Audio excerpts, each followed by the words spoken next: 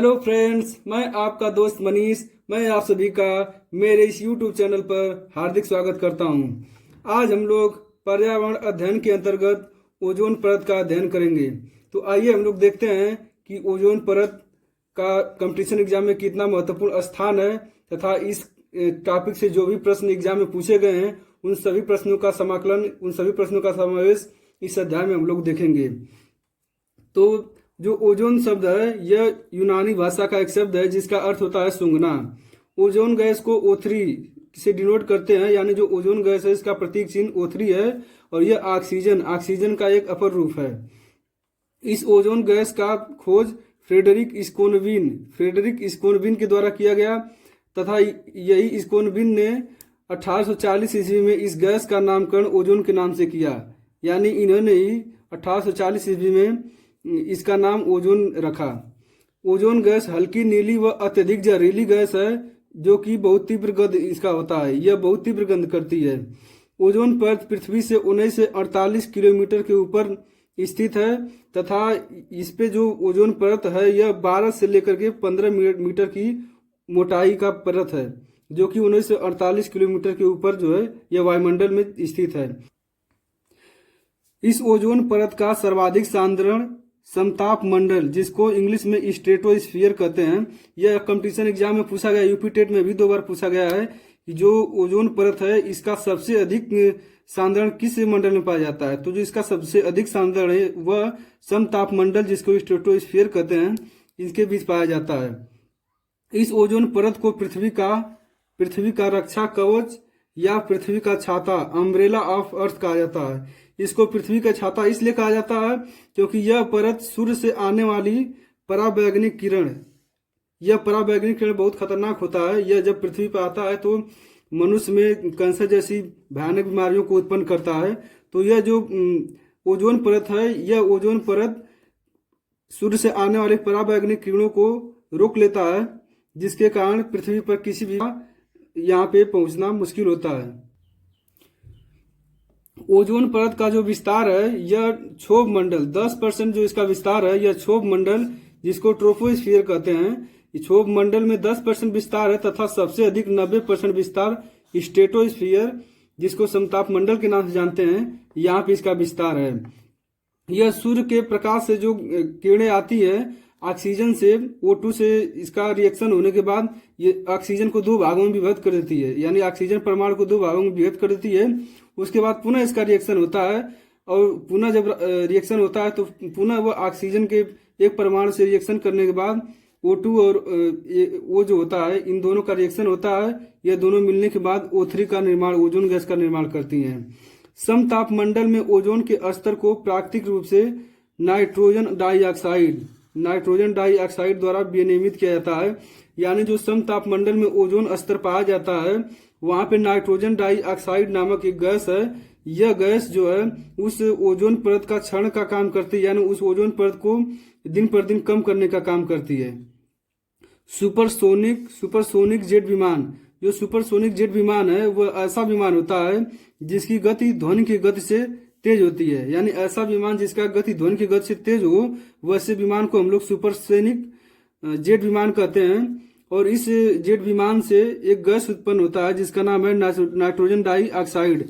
यह nitrogen dioxide gas समताप मंडलीय ओजोन क्षय का कारण बनता है। यानी जो सुपरसोनिक विमान से यह नाइट्रोजन डाइऑक्साइड गैस निकलता है, यह गैस ओजोन क्षरण के लिए उत्तरदायी होता है, यानी ओजोन क्षरण में यह सहायता करता है। ओजोन परत की मोटाई मौसम के हिसाब से दिन पर दिन बदलता रहता है। यानी गर्मी में कुछ और होता है, बरसात में कुछ और बसंत ऋतु में कुछ और।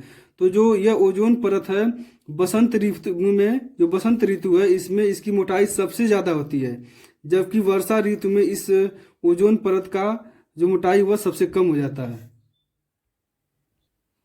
ओजोन परत को डाप्सन इकाई के नाम से भी जाना जाता है। यानी जो ओजोन परत है इसके मापने का कार्य डाप्सन इकाई, जिसको शॉर्ट फॉर्म में DU कहते हैं। एग्जाम में एक बार पूछा गया था कि ओजोन परत का जो मापन किया जाता है वो किससे किया जाता है, तो उसमें ऑप्शन में DU दिया हुआ था, जिसका डाप्सन इकाई का शॉर्ट फॉर्म दिया था। तो ये अगर DU रहे तो ये न मतलब ये ना कोई समझे कि ये कुछ दूसरा दिया हुआ है, बल्कि डीयू का जो फुल फॉर्म है वो डाप्सन इकाई है। तो जो ओजोन परत का मापने का कार्य किया जाता है वह डाप्सन इकाई के द्वारा किया जाता है। ओजोन परत को क्षय करने में एक क्लोरोफ्लोरोकार्बन नामक एक गैस है, यह सबसे अधिक उत्तरदायी होता है। इसके उत्सर्जन से ही जो ओजोन परत है दिन पर दिन इसका क्षरण हो रहा है। इस क्लोरोफ्लोरोकार्बन को CFC शॉर्ट फॉर्म में CFC कहा जाता है। यह क्लोरीन, फ्लोरीन तथा कार्बन का सम्मिलित रूप है।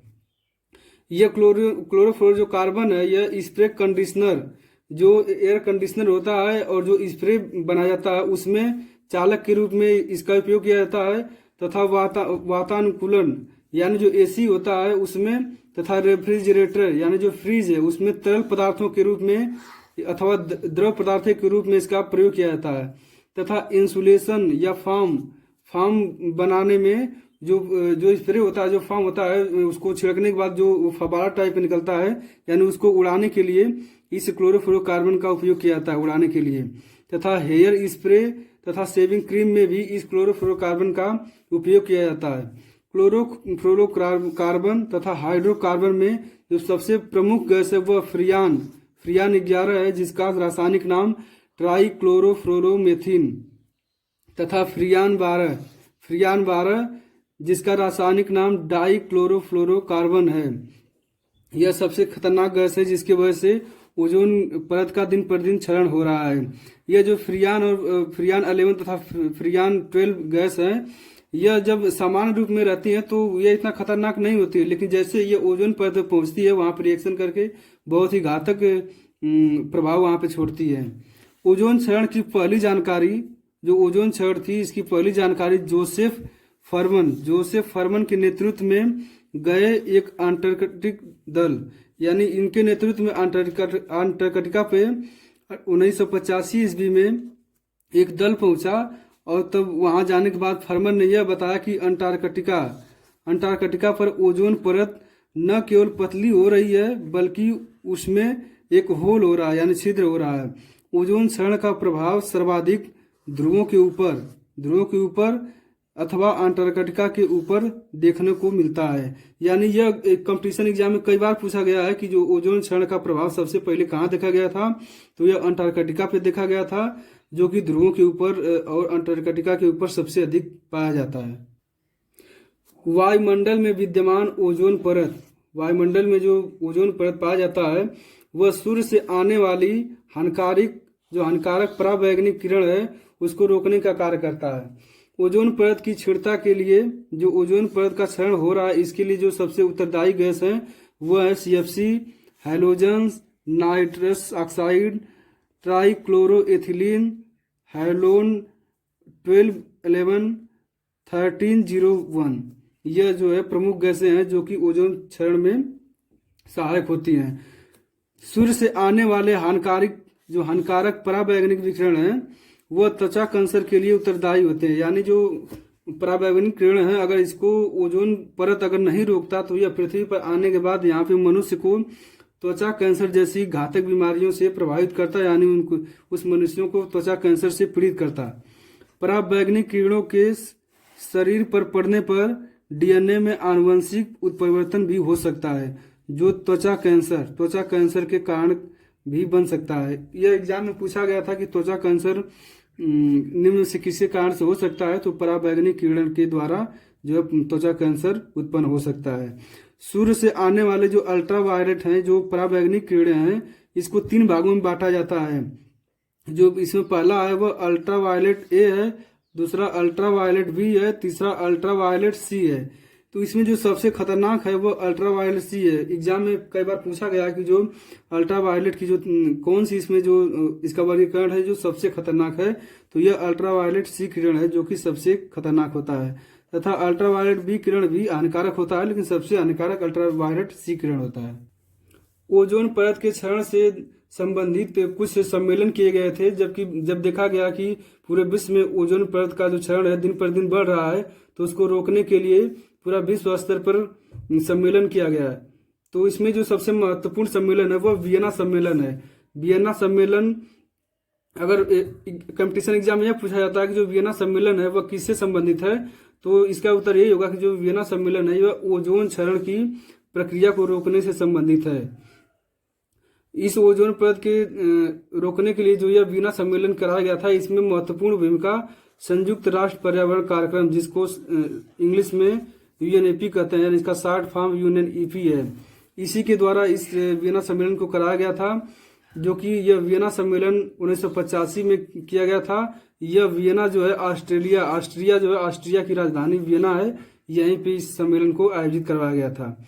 दूसरा सबसे अंतर्राष्ट्रीय सबसे महत्वपूर्ण समझौता हुआ, इसको मॉन्ट्रियल समझौता या मॉन्ट्रियल प्रोटोकॉल के नाम से जाना जाता है। यह पहला अंतर्राष्ट्रीय समझौता है जो कि 1987 ईस्वी में किया गया। इसमें भी यूएनईपी यानी जो संयुक्त राष्ट्र पर्यावरण कार्यक्रम है, इसका महत्वपूर्ण भूमिका था। इसी ने इस समझौता को अंजाम दिया था। इस समझौता को 16 सितंबर 1987 को सभी सदस्यों के द्वारा हस्ताक्षरित किया गया, लेकिन इसको पूर्ण रूप से लागू करने का जो तिथि है वह 1 जनवरी 1989 है। यानी हस्ताक्षर तो इस पे 16 सितंबर 1987 को ही कर दिया गया था, लेकिन इसको पूरी तरह से लागू करने का कार्य 1 जनवरी 1989 को किया गया। इसी दिन इस समझौते को लागू किया गया था 16 सितंबर को। यही कारण है कि 16 सितंबर को विश्व ओजोन दिवस के रूप में मनाया जाता है।